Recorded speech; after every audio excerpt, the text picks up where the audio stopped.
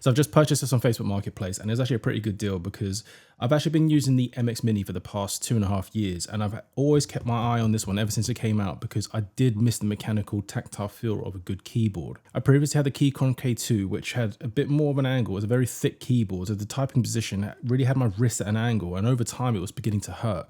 So I actually gave up on that keyboard and actually went with the MX Mini, which is low profile, very thin, but then I did miss the tactile feel of the keys. So when the MX Mechanical Mini came out, this became sort of like a good compromise between the two. I did also actually want to keep it within the Logitech ecosystem of equipment because this Logitech mouse is my go-to mouse and I don't see myself changing it anytime soon. It's like the end game mouse for me personally.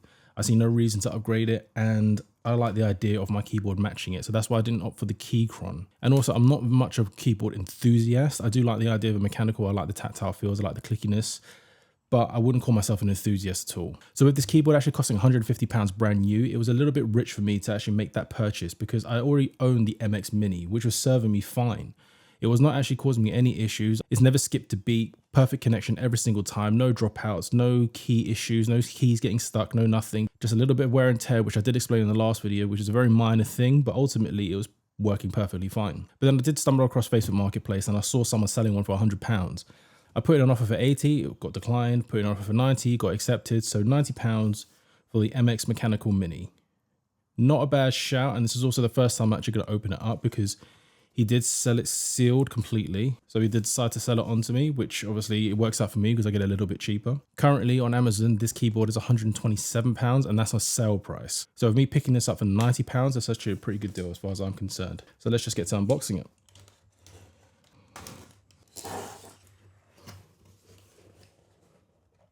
So here's the keyboard wrapped in paper. I guess they're really trying to be eco-friendly here. And here's the keyboard, completely fresh.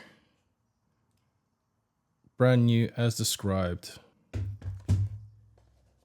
So here's the Logitech bolt. I don't know if I'm actually going to use this specific one because I do actually have one connected to my actual monitor. So I may just reconfigure the one that I already have. And here you are with a cable.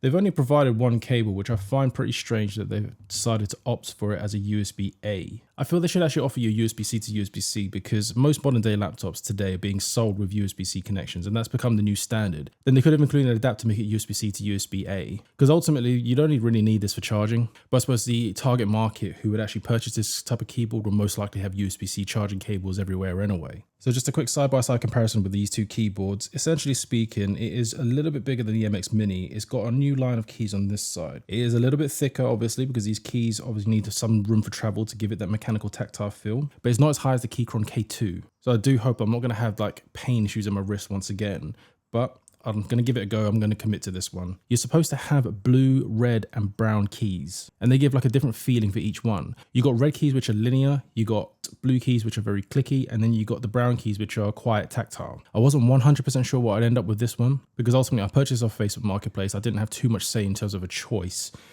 but it was actually the quiet tactile ones. And from what I can see here, these are the brown keys.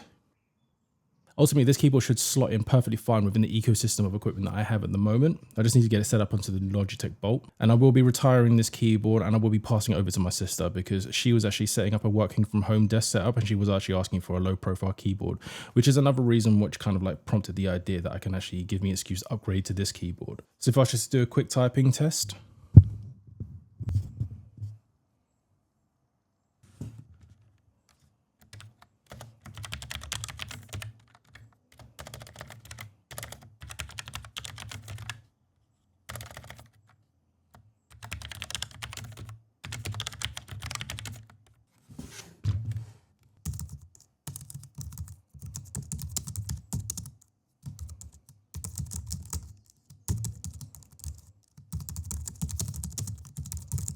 Something I didn't anticipate actually, because of the keyboard layout is slightly different. This shift key is much longer than this shift key.